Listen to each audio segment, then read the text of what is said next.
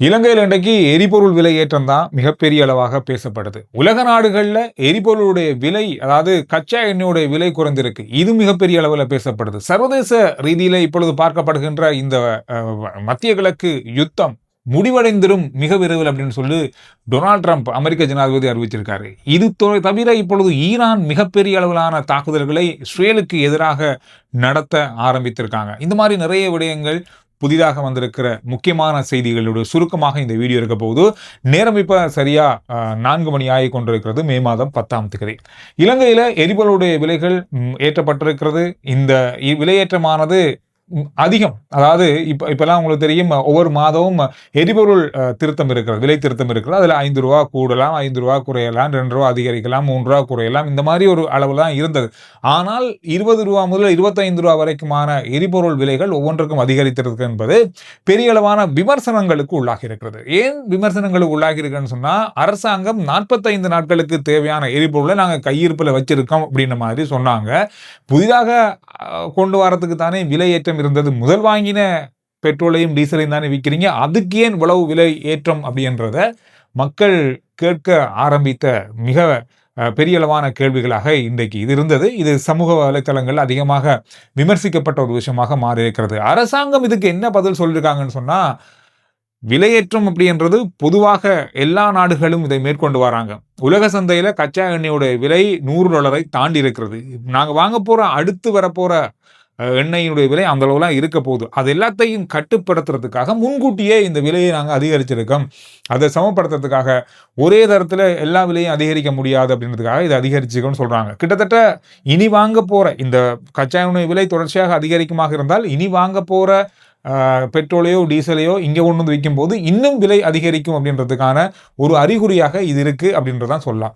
இப்போ இலங்கையில் மட்டும்தான் எரிபொருள் விலை அதிகரிச்சிருக்கான்னு பார்த்தா இல்லை. உலக நாடுகளுடைய பல நாடுகளில் எரிபொருள் விலை அதிகரித்திருக்கிறது. தென்கொரியாவில் 30 வருட காலத்தில் இல்லாத அளவான எண்ணெய் விலை அதிகரித்திருக்கிறது, எரிபொருள் விலை. கனடா, லண்டன், ஆஸ்திரேலியா, நோர்வே, இந்த மாதிரி மிக முக்கியமான மேலத்தைய நாடுகளுடைய விலைகளும் அதிகரித்திருக்கிறது. இது ஒரு மிக முக்கியமான தாக்கத்தை செலுத்துகிறது. இந்தியாவுடைய ஒரு மிக முக்கியமான துறை ஹோட்டல் துறை, இது முற்றுமுழுதாக பாதிக்கப்படக்கூடிய வாய்ப்பு இருப்பதாக சொல்றாங்க. நிறைய ஹோட்டல்கள் மூடி வைக்கக்கூடிய வாய்ப்பு இருக்கு. காரணம் என்ன சொன்னா, இயற்கை எரிவாயு தட்டுப்பாடு, இயற்கை எரிவாயுவுக்கு அதிகளவான விலை இப்பொழுது ஏற்பட்டிருப்பதன் காரணமாக ஹோட்டல் உரிமையாளர்கள் மிகப்பெரிய இக்கட்டான சூழலுக்குள் தள்ளப்பட்டிருப்பதாக சொல்லப்படுது. மிக பாரிய அளவான ஒரு பெரிய வருமானம் தார ஒரு பகுதி தான் இந்த ஹோட்டல் வருமானம். இந்த இயற்கை எரிவாயுகள் கத்தார் நிறுத்தி இருந்தது. ஹார்முஸ் கால்வாய் மூலமாக இந்த இயற்கை எரிவாயுகள் நேரடியாக இந்தியாவுக்கு வருது. இந்தியா இந்த பகுதியிலிருந்து இப்பொழுது இயற்கை எரிவாயுவை பெற முடியாமல் இருக்கு. இதனால இந்த ஹோட்டல் துறை என்றது மிகப்பெரிய அளவில் பாதிக்கப்படுது. இன்னும் ஒரு கிழமைக்கு இந்த இயற்கை எரிவாயு அதாவது இந்தியாவுக்குள்ள வராம இன்னும் தடைப்படமாக இருந்தால் நிறைய ஹோட்டல்கள் மூடக்கூடிய வாய்ப்பு இருக்கும் அப்படின்ற மாதிரி இப்பொழுது அஞ்சப்படுது. இது ஒரு பெரிய மிக முக்கியமான விஷயமாக பார்க்கப்படுது. ரைட், இதெல்லாம் இருக்கும்போது அமெரிக்க ஜனாதிபதி நேற்று இரவு நேரத்தில், நம்ம நாட்டுப்படி நள்ளிரவு நேரத்தில் ஒரு ஊடக சந்திப்பை நடத்த போகிறேன்னு சொல்லி அவருடைய சமூக வலைத்தளங்களில் பதிவிட்டிருந்தார். இதில் மிக முக்கியமான விடயத்தை கூற போறேன்னு சொல்லியிருந்தார். அது என்ன விஷயம் அப்படின்றத அவர் சொல்லலை. அதுதான், ஈரானுடைய யுத்தமானது நீண்ட காலத்துக்கு போகாது, இது குறுகிய காலத்துக்குள்ளதான் நடக்க போகுது, இது மிக விரைவில் முடிவுக்குள் வரப்போகுது இந்த யுத்தம் அப்படின்ற அறிவிப்பு. இந்த அறிவிப்பை தாண்டி அதில் அவர் சொன்ன ஒரு விஷயம் என்னன்னு சொன்னா, வெற்றிகள், எதிர்பார்த்த வெற்றிகள் கிடைக்கல, ஆனால் சில வெற்றிகளை நோக்கி இப்பொழுது அமெரிக்கா சென்று கொண்டிருக்கிற, அந்த வெற்றியை தொடர்ந்து இந்த போர் முடிவுக்கு வரும் அப்படின்னு சொல்லியிருக்காரு. அது என்ன அப்படின்றத அவர் குறிப்பிடல. இந்த அறிவிப்பு உலக சந்தையில மிக பாரிய அளவான ஏற்றத்தை தொடர்ந்து தந்து கொண்டிருந்த கச்சா எண்ணெயுடைய விலையை மிகப்பெரிய அளவுல சடுதியாக குறைத்திருக்கிறது. 6.6% குறைத்திருக்கிறது இந்த அவருடைய இந்த அறிவிப்பால.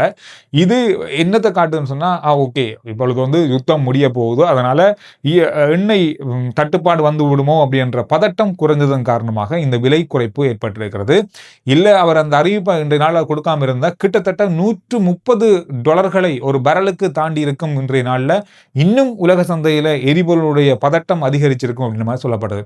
சரி, டொனால்ட் ட்ரம்ப் அவர்கள் சொன்ன மாதிரி எவ்வளவு காலத்துல இந்த யுத்தம் முடிவுக்குள்ள கொண்டு வரப்படும் அப்படின்ற கேள்வி நிறைய பேருக்கு இருக்கும். அந்த கேள்விக்கு யாராலும் பதில் சொல்ல முடியாது. காரணம்னு சொன்னா, ஈரான் இப்பொழுது நாங்கள் எந்த ஒரு பின்வாங்கலுக்கும் இல்லை. நாங்கள் முந்தி, அதாவது போர் ஆரம்பிக்கப்பட்ட காலத்தில், அதாவது 22ஆம் தேதி பிப்ரவரியிலிருந்து ஆரம்பிக்கப்பட்ட அந்த நேரத்தில் நடத்தப்பட்ட தாக்குதல்களை விட பல மடங்கு அதிகமான பலம் கொண்டு தாக்குதல்களை நாங்கள் ஆரம்பித்திருக்கிறோம். அமெரிக்கா ஏன் இந்த மாதிரி ஒரு விடயத்தை அறிவிக்காங்கன்னு சொன்னால், அவங்கள்ட்ட ஆயுதம் தீர்ந்திருக்கிறது, படைபலத்தினுடைய பல பாதிப்புகள் ஏற்பட்டிருக்கிறது, ரேடார்கள் மீது தாக்குதல் நடத்தப்பட்டு அவங்களுடைய தொடர்பு துண்டிக்கப்பட்டிருக்கிறது. இந்த மாதிரியான விஷயங்களை மறைப்பதற்காக இந்த அறிவித்தலை ஜனாதிபதி ட்ரம்ப் வெளியிட்டிருக்காரு. அவருடைய இந்த அறிவிப்பை நம்ப முடியாது. எந்த வகையிலும் நாங்கள் பேச்சுவார்த்தைக்கோ அல்லது அமெரிக்காவை நம்புவதற்கோ இல்லை. எங்களுடைய யுத்தம் முடிவடையும். இந்த யுத்தம் முடிவடையும்ன்ற நேரத்தையும் காலத்தையும் தீர்மானிப்பது ஈரான் தான். இந்த யுத்தம் எங்க போய் முடியும் அப்படின்னு சொல்லி நாங்க எதிர்பார்க்கிறோம்னு சொன்னா, பொருளாதார ரீதியில உலக நாடுகள் பாதிக்கப்படும். அந்த நேரத்தில் அழுத்தங்கள் வரலாம். அந்த நேரத்தில் இதை பற்றி யோசிக்கிறதுக்கு வாய்ப்புகள் இருக்கு அப்படின்னு மாதிரி சொல்லியிருக்காங்க. இது அமெரிக்காவால் தீர்மானிக்க முடியாத ஒன்று. ஈரான் தான் அதை தீர்மானிக்கும்னு சொல்லியிருக்காங்க. இன்னும் ஒரு விஷயம் இதுல இருக்கு. G7 மாநாடு, அதாவது ஒரு ஆன்லைன் மூலமாக நேற்று நடக்க இருந்தது. இதுல குறிப்பிடப்பட்ட விஷயம் சொன்னா, அவங்களோட இருக்கிற கையிருப்புல இருக்கிற எரிபொருட்களை பாவிப்பதற்கான அனுமதியை பெறதுக்கான ஒரு மாநாடு. ஏற்கனவே இந்த எரிபொருளுடைய விலைகள் அதிகரித்திருப்பதன் காரணமாக இதை சமாளிப்பதற்காக G7 நாடுகள்லாம் சேர்ந்து தங்களுடைய கையிருப்புல எரிபொருட்களை வச்சிருக்காங்க. இதெல்லாம் பாவிக்கணும், ஒரு 30 முதல் 35% பாவிப்போம் அப்படின்ற மாதிரியான ஒரு அனுமதிக்கு சென்றிருந்தாங்க. ஆனால் அதை இப்போ அவங்க நிறுத்தி வச்சிருக்காங்க. காரணம்னு சொன்னால், இப்பொழுது எரிபொருளுடைய விலை கொஞ்சம் குறைய ஆரம்பித்திருக்கிற சர்வதேச சந்தையில் பார்ப்போம் அப்படின்ற மாதிரி. G7 நாடுகளை பொறுத்தவரையில் G7 நாடுகள் எவ்வளவு எரிபொருளை சேமித்து வச்சிருக்காங்க அப்படின்ற தகவலை தேடி பார்க்கும்போது 2022ஆம் ஆண்டுக்கு முதல் பட்ட காலப்பகுதிக்குள்ள 1,80,000 மில்லியன் பரல்களை சேமிச்சு வச்சிருந்திருக்காங்க. அதுதான் அவங்களுடைய தொகையாக இருக்கு. ஆனால் உக்ரைன் ரஷ்ய யுத்தத்துக்கு பிறகு இதை அதிகரிச்சிருக்காங்க. இந்த பதட்டத்துக்கு பிறகு இன்னும் எரிபொருளுடைய தட்டுப்பாடு வந்துவிடுமோன்ற அச்சம் காரணமாக இதை அதிகரிச்சிருக்காங்க. இந்த அதிகரிப்பால கிட்டத்தட்ட 1.2 மில்லியன் பரல்களாக அதை அதிகரிச்சிருக்காங்க. இது பொது போக்குவரத்து, பொது பாவனை, தனியார் பாவனை இதுகளுக்கு எல்லாமே. ஆனால் தொழில்துறை கண்டு சொல்லி 600 மில்லியன் பரல்களை சேமித்து வச்சிருக்காங்க. கிட்டத்தட்ட G7 நாடுகள் இந்த எரிபொருளை 90 நாட்களுக்கும் அதிகமான காலம் பாவிக்கலாம். எனவே இந்த சேமிப்பிலிருந்து 30% எடுக்கிறதுக்கு தான் இவங்க ஒரு எண்ணத்தை வச்சிருந்தாங்க. இப்போ அதை நிறுத்தி வச்சிருக்காங்க. 2-3 நாளைக்கு பார்ப்போம் அப்படின்ற மாதிரி என்ன நடக்க போகுது இந்த சந்தையினுடைய நிலவரம் அப்படின்றத பார்த்துட்டு அதை அதிகரிப்பாங்கன்னு சொல்றாங்க. அல் ஜசீரா தொலைக்காட்சிக்கு ஒரு மிக முக்கியமான பொருளாதார நிபுணர் ஒருவர் ஒரு பேட்டி வழங்கியிருக்காரு. அது தொடர்பான ஒரு செய்தி அவங்க வெளியிட்டிருக்காங்க.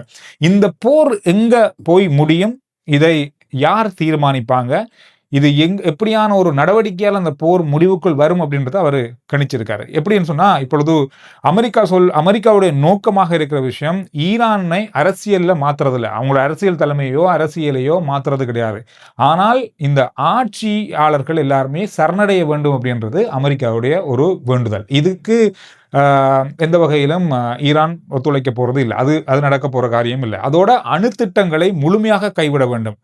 அதோட ஏவுகணை திட்டங்களை தயாரிப்பதை உடனடியாக நிறுத்த வேண்டும். மத்திய கிழக்கில் உள்ள கூட்டாளிகள், அதாவது கூட்டணி நாடுகளிடமிருந்து ஈரான் பிரிக்கப்பட வேண்டும். இந்த மாதிரியான கொள்கைகளையும் இந்த மாதிரியான கோரிக்கைகளையும் அமெரிக்கா வைக்கிறாங்க. இது பெரிய சிக்கலுக்கான கோரிக்கைகள். இதை எப்பொழுதுமே ஈரான் ஏற்றுக்கொள்வதற்கான வாய்ப்புகள் மிக மிக குறைவு. ஆனால் இந்த போர் எங்க போய் முடியும் அப்படின்னு சொன்னா, பல நாடுகளுடைய கருத்துக்கள் இப்பொழுது என்ன சொல்லப்படுதுன்னு சொன்னா, எங்களுடைய நாடுகளுடைய பொருளாதாரம் பாதிக்கப்படுது, எதிர்காலம் பாதிக்கப்படுது, இதனால என்ன விஷயங்களை எல்லாம் நாங்கள் திட்டமிட்டு வைத்தோமோ அதெல்லாம் செய்ய முடியாம இருக்கு, இதை உடனடியாக அமலுக்குள்ள கொண்டு வாங்க, போரை முடியுங்க என்ற அழுத்தம் டொனால்ட் ட்ரம்ப் அவர்களுக்கு வைக்கப்படலாம். இதுல அவர் பணிந்து வரதுக்கான நிறைய காரணங்கள் சொல்லப்படுது. டொனால்ட் ட்ரம்ப் அவர்கள் மத்திய கிழக்கு நாடுகள் மீது அதிகம் கவனம் செலுத்தக்கூடிய அல்ல, அவருடைய முதலீடுகள் அங்கு அதிகமாக இருக்கு. குறிப்பா அமெரிக்காவுடைய முதலீடுகள் இருக்கு, அவருடைய தனிப்பட்ட முதலீடுகள், அவருடைய குடும்ப நிறுவனங்களுடைய முதலீடுகள், அதோடு மட்டுமில்லாமல் எண்ணெய் வளங்களை அங்கிருந்து அமெரிக்கா பெறுறாங்க. அது அவங்களுக்கு மிகப்பெரிய பாதிப்பு. காரணம், இப்பொழுது அமெரிக்காவிலேயே எண்ணெய் தட்டுப்பாடு, விலை அதிகரிப்பு 20% மேலே அதிகரிக்கப்பட்டு இது பெரிய ஒரு எதிர்ப்பை அவருக்கு கொடுத்து கொண்டிருக்கிறது. இது மட்டுமில்லாமல் அங்கு இருக்கின்ற அமெரிக்க படைத்தளங்களை பாதுகாப்பதில் பெரிய சிக்கல் அவருக்கு ஏற்பட்டிருக்கிறது. தொடர்ச்சியாக தாக்குதல் நடத்தப்படுது. அதனால மத்திய கிழக்கினுடைய இயல்பு நிலை பாதிக்கப்பட்டிருக்கு. மத்திய கிழக்கினுடைய எண்ணெய் ஏற்றுமதியோ அல்லது அவர்களுடைய வியாபாரம் தொடர்ச்சியாக பாதிக்கப்படுமாக இருந்தால் அவர்கள் அமெரிக்காவுக்கு அழுத்தம் கொடுப்பாங்க, இதை உடனடியாக நிறுத்துங்க அப்படின்ற அழுத்தம். அதை அவர் கண்டிப்பாக நிறைவேற்றியாக வேண்டிய கட்டாயம் இருக்கிறது. இந்த மாதிரியான பல நிபந்தனைகள் இருக்கு. இது இப்படியே தொடர்பாக இருந்தால் அமெரிக்காவிலேயே எரிபொருள் தட்டுப்பாடு வந்து பெரிய போராட்டங்கள் வெடிப்பதற்கான வாய்ப்புகள் இருக்கு. இதெல்லாமே இந்த போரை முடிவுக்கு கொண்டு வரதுக்கான ஒரு அறிகுறிகளாக இருக்கும். இதுதான் அவருக்கு கொடுக்கக்கூடிய அழுத்தமாக இருக்கும் ஒழிய, இதை 2 பேருமே, ஈரானுமோ அல்லது இஸ்ரேல், அமெரிக்கா 3 பேருமே போராடி இந்த போரை முடிவுக்கு கொண்டு வரதா இந்த காலத்தில் இது முடியாது அப்படின்றது மட்டும்தான் நிபந்தனை, அதுதான் நிதர்சனமும் கூட. எனவே இது ஒரு பெரிய ஒரு முடிவுக்குள் வரதாக இருந்தால் இந்த மாதிரியான அழுத்தங்கள் இப்பொழுது எல்லா நாடுகளும் தடுமாறி கொண்டிருக்கிறது. இந்த எரிபொருள் விலையேற்றத்தின் காரணமாக மக்கள் என்னதான் சர்வதேச ரீதியில் எரிபொருள் விலையேற்றம் நடந்தாலும் கூட இப்போ அந்தந்த நாட்டு அரசாங்கங்கள் மீது மக்கள் மிகப்பெரிய அளவான பழி சுமத்த ஆரம்பிச்சிருக்காங்க. இந்த அரசாங்கம் அதிகரிச்சு, இதே நிலைமை இலங்கையிலேயும் ஏற்பட்டிருக்கிறது, இதே போல எல்லா நாடுகளிலையும் ஏற்பட்டிருக்கிறது. இதை சரிப்படுத்துவதற்கு இப்பொழுது ஒரு சுமூகமான அல்லது ஏதாவது ஒரு பக்கம் பின்வாங்குவதோ அல்லது சரி முடிஞ்சு நாங்கள் வந்துட்டோம் அல்லது நீங்கள் வந்துட்டீங்க என்ற அளவில் இன்றைக்கு டொனால்ட் ட்ரம்ப் அவர்கள் அறிவித்த மாதிரி ஒரு அறிவிப்பை விட்டுட்டு இந்த யுத்தம் மிக விரைவில் முடிவுக்குள்ள வரதுக்கான வாய்ப்புகள், சாத்தியக்கூறுகள் அதிகமாக காணப்படுது. ஈரான் மிக கடுமையான 33வது அலை ஏவுகணை தாக்குதலை இஸ்ரேல் மீது ஆரம்பித்திருக்காங்க. கிட்டத்தட்ட ஒரு ஏவுகணை 1 டன் எடை உள்ள ஏவுகணை அப்படின்னு சொல்றாங்க. அந்த அளவுக்கு மிக பலமான அதிக சேதங்களை ஏற்படுத்தக்கூடிய ஏவுகணை மூலமாக இப்பொழுது ஈரான் இஸ்ரேல் மீது தாக்குதல் நடத்த ஆரம்பிச்சிருக்காங்க. இஸ்ரேலினுடைய மிக முக்கியமான எண்ணெய் சுத்திகரிப்பு நிலையங்கள் மீது ஏவுகணை தாக்குதல்கள் நடத்தப்பட்டிருப்பதாக சொல்றாங்க. இது தெஹ்ரான்ல நடத்தப்பட்ட எண்ணெய் சுத்திகரிப்பு நிலையத்தினுடைய தாக்குதலுக்கு பதில் தாக்குதல் அப்படின்ற ஒரு அறிவித்தலையும் ஈரானிய ராணுவம், புரட்சிகர படை அறிவித்திருக்கிறது. ஈரானுடைய தேசிய கால்பந்தாட்ட அணியைச் சேர்ந்த 5 வீராங்கனைகளுக்கு ஆஸ்திரேலிய அரசாங்கம் மனிதாபிமான அடிப்படையிலான பாதுகாப்பு விசா வழங்கியிருக்காங்க. இதுக்கு காரணம்னு சொன்னா இப்பொழுது ஈரானுக்குள்ள அவங்க செல்ல முடியாத நிலை ஏற்பட்டிருக்கு.